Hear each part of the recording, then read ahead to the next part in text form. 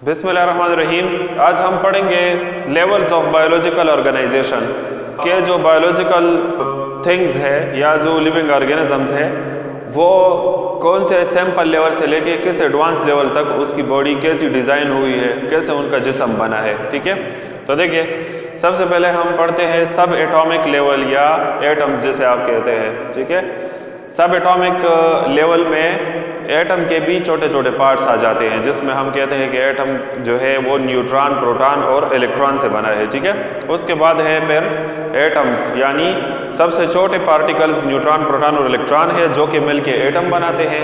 ठीक है, एटम मिलके मॉलिक्यूल्स बनाते हैं, मॉलिक्यूल्स मिलके ऑर्गेनल बनाते हैं, ऑर्गेनल मिलके सेल बनाते हैं, आगे जाते जाए फिर इस तरह टिश्यू, फिर ऑर्गन सिस्टम, फिर ऑर्गेनिज्म। ठीक है, फिर पॉपुलेशन, कम्युनिटी और इकोसिस्टम, फिर आखिरकार में बायोस्फीयर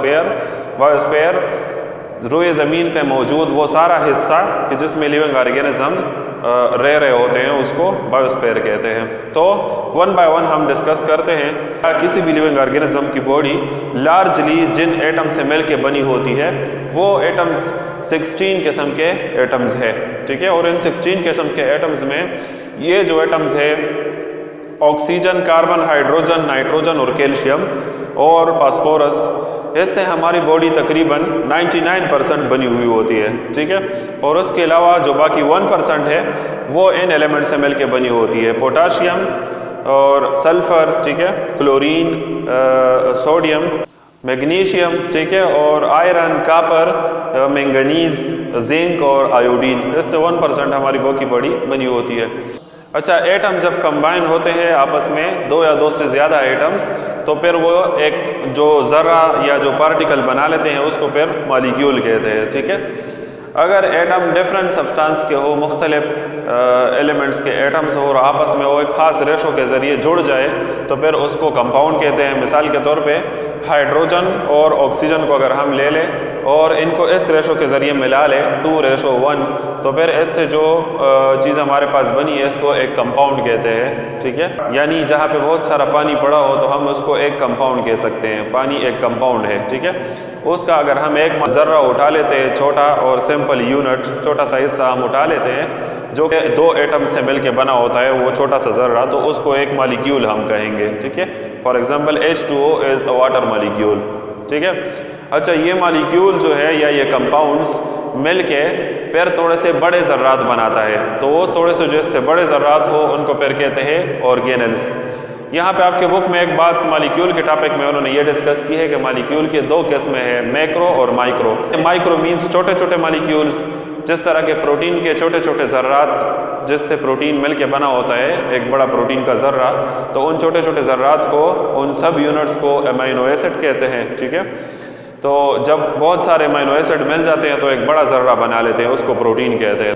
तो अमीनो एसिड माइक्रो मॉलिक्यूल है और प्रोटीन बजाते खुद मैक्रो मॉलिक्यूल है। ठीक है, एक बड़ा मॉलिक्यूल। तो छोटे छोटे जो होते हैं उनको माइक्रो कहते हैं, बड़े बड़े मॉलिक्यूल को मैक्रो कहते हैं। ठीक है, अच्छा, ये मॉलिक्यूल हम बात कर रहे थे कि आगे जाके आपस में मिलके बड़े से ज़र्रात बना लेता है, तो फिर इससे मॉलिक्यूलर लेवल से जो बड़े ज़र्रात हो तो फिर वो ऑर्गेनल कहलाते हैं। ऑर्गेनल्स को हम पार्ट्स ऑफ द सेल्स भी कह सकते हैं, ये सेल के पार्ट्स होते हैं। ठीक है, ऑर्गेनल्स आपस में कंबाइन होके मिलके फिर एक और बड़ा स्ट्रक्चर बना लेते हैं, उसको सेल कहते हैं। ठीक है, एक जैसे सेल आपस में मिलके फिर थोड़ा सा मज़ीद बड़ा स्ट्रक्चर बना लेते हैं, उनको टिश्यू कहते हैं। जब बहुत सारे टिश्यू आपस में मिलते हैं ना तो फिर ऑर्गन बनता है, ऑर्गन। ठीक है, फॉर एग्जांपल हमारा नोज़ जो है ये एक ऑर्गन है, हमारा ईयर जो है वो एक ऑर्गन है, टंग एक ऑर्गन है। ठीक है, जब ये ऑर्गन्स आपस में मिल जाते हैं तो फिर ये एक सिस्टम बना लेते हैं जिसको ऑर्गन सिस्टम कहते हैं। फॉर एग्जांपल हमारा जो रेस्पिरेटरी सिस्टम है, सांस लेने का जो हमारा सिस्टम है, तो ये पूरा एक सिस्टम है जिसमें मुख्तलिफ ऑर्गन्स लिंक होके एक तरतीब से काम कर रहे हैं। फॉर एग्जांपल नोज़ है, नोज़ के बाद विंड पाइप होता है। ठीक है, विंड पाइप आगे जो है 2 हिस्सों में तकसीम हो जाता है जिनको ब्रोंकाई कहते हैं। ब्रोंकाई आगे जाके लंग्स के साथ मिले होते हैं। ठीक है, इस तरह देखिए, फॉर एग्जांपल सपोज मैं ये क्रफ सा डायग्राम बना रहा हूँ, नोज़ है। ठीक है, नोज़ के बाद जो है विंड पाइप होता है, विंड पाइप के बाद आगे 2 इस तरह के ब्रांचेज होते हैं जिनको ब्रोंकाई कहते हैं।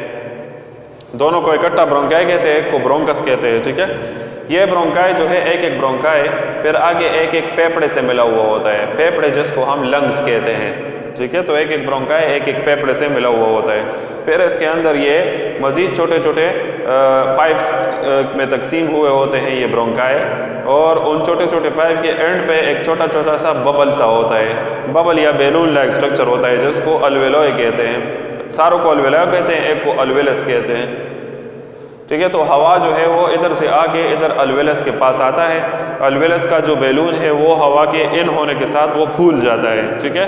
फिर ये अल्वेलस जो है इसके साथ ब्लड कैपिलरीज, खून की बारीक रगें अटैच हुई होती है, तो वो आने वाला ऑक्सीजन फिर डिफ्यूजन के ज़रिए खून की इन रगों में शामिल हो जाता है, और इस तरह वो ऑक्सीजन जो है पूरे बॉडी में चक्कर लगा के हर एक सेल तक पहुंच जाता है, ठीक है।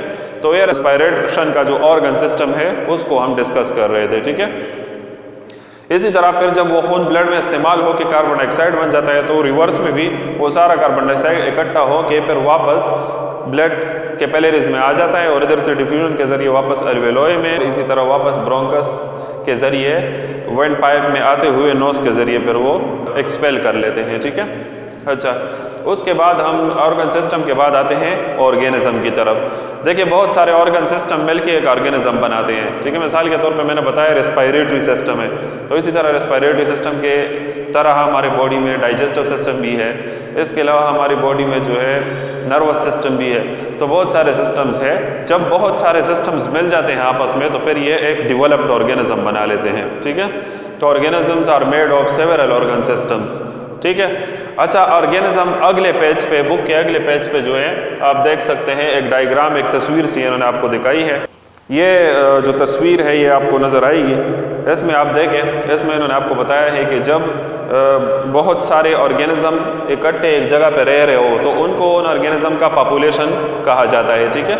अच्छा, जहाँ पे एक से ज़्यादा पॉपुलेशंस हो और उनका आपस में ताल्लुक़ हो, यानी एक दूसरे पे वो डिपेंड करते हो, तो फिर उसको एक कम्युनिटी कहते हैं, ठीक है। मिसाल के तौर पे एक जगह है, उधर सिर्फ गायें हैं और ग्रासेस है, ठीक है, तो ये एक कम्युनिटी है, ठीक है। जब बहुत सारे कम्युनिटीज़ आपस में लिंक हो जाए और रह रहे हों इकट्ठी एक जगह में, तो हम कहते हैं कि ये एक इकोसिस्टम है, ठीक है। बहुत सारे कम्युनिटीज़, फॉर एग्जांपल अब एक सिटी या एक विलेज अगर हम ले लें तो वो एक पूरा इकोसिस्टम होता है, ठीक है। उसके अंदर तालाब भी होते हैं, उसके अंदर जो है तालाब के अंदर आबी मखलूक होती है, एक्वेटिक एनिमल्स, उसके अलावा उधर जो है प्लांट्स भी होते हैं, इंसान भी होते हैं, मुख्तलिफ बड़े बड़े पालतू जानवर जो होते हैं वो भी पाए जाते हैं, ठीक है। तो जब बहुत सारे इकोसिस्टम मिले, यानी पूरी दुनिया में जहाँ पर भी लिविंग ऑर्गेनिज्म की आबादियाँ हैं वो सारे अगर हम मिला के कुल मिला के रोए ज़मीन पे रहने वाले सारे ऑर्गेनिजम्स को हम जब इकट्ठा पढ़ते हैं तो इन सारों को फिर कहते हैं बायोस्फीयर, ठीक है। ये एक बायोस्फीयर होता है, ज़मीन का वो हिस्सा कि जिसमें सारे लिविंग ऑर्गेनिज्म आते हों, तो उसको बायोस्फीयर कहते हैं, ठीक है। आज के लिए इतना काफ़ी है।